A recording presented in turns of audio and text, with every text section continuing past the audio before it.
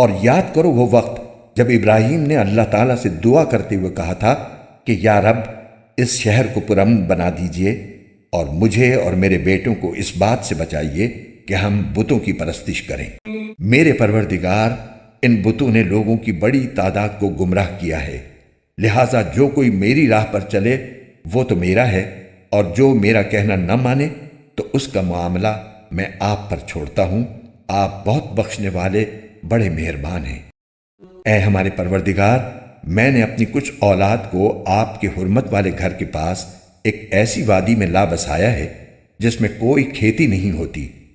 ہمارے پروردگار، یہ میں نے اس لیے کیا تاکہ یہ نماز قائم کریں، لہٰذا لوگوں کے دلوں میں ان کے لیے کشش پیدا کر دیجئے اور ان کو پھلوں کا رزق عطا فرمائیے تاکہ وہ شکر گزار بنیں۔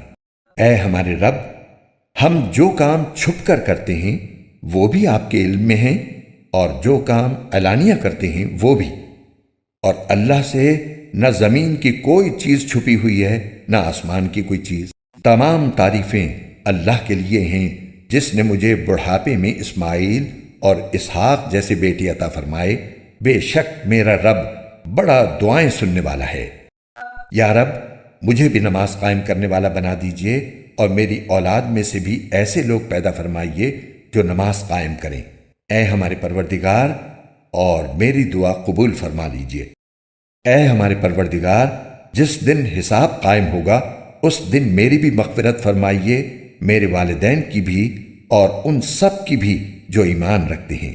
آیت نمبر 35 تفسیر۔ اس سے مراد مکہ مکرمہ کا شہر ہے جہاں حضرت ابراہیم نے اپنی اہلیہ ہاجرہ اور اپنے صاحبزادے حضرت اسماعیل کو اللہ تعالیٰ کے حکم سے چھوڑا تھا۔ اس وقت یہاں کوئی آبادی نہیں تھی، نہ بظاہر زندہ رہنے کا کوئی سامان، لیکن اللہ تعالیٰ نے یہاں پہلے زمزم کا کنواں جاری فرمایا، جسے دیکھ کر قبیلہ جرہم کے لوگ یہاں آ کر حضرت ہاجرہ کی اجازت سے آباد ہوئے اور پھر رفتہ رفتہ یہ ایک شہر بن گیا۔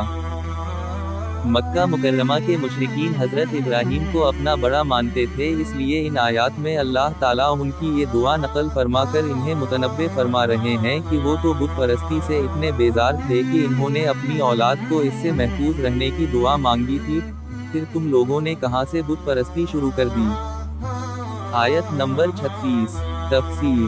مطلب یہ ہے کہ اپنی اولاد اور دوسرے لوگوں کو بت پرستی سے بچنے کی تاکید کرتا رہوں گا، پھر جو لوگ میری ان ہدایات پر عمل کریں گے وہ تو مجھ سے تعلق رکھنے کا دعویٰ کر سکیں گے، لیکن جو میری بات نہیں مانیں گے ان کے لیے میں بددعا نہیں کرتا، بلکہ اس کا معاملہ آپ پر چھوڑتا ہوں۔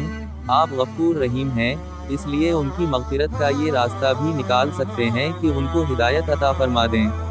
آیت نمبر 37 تفسیر۔ حضرت ابراہیم کی دعا ایسی قبول ہوئی کہ دنیا بھر کے مسلمانوں کے دل مکہ مکرمہ کی طرف کھینچے چلے جاتے ہیں۔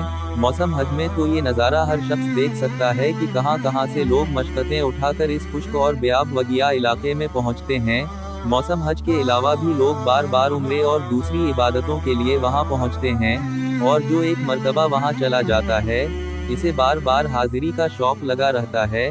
اور پھلوں کی افراد کا یہ عالم ہے کہ دنیا بھر کے پھل بڑی تعداد میں وہاں پہنچتے ہیں، حالانکہ وہاں کی زمین میں اپنا کوئی پھل پیدا نہیں ہوتا۔ آیت نمبر 41 تفسیر۔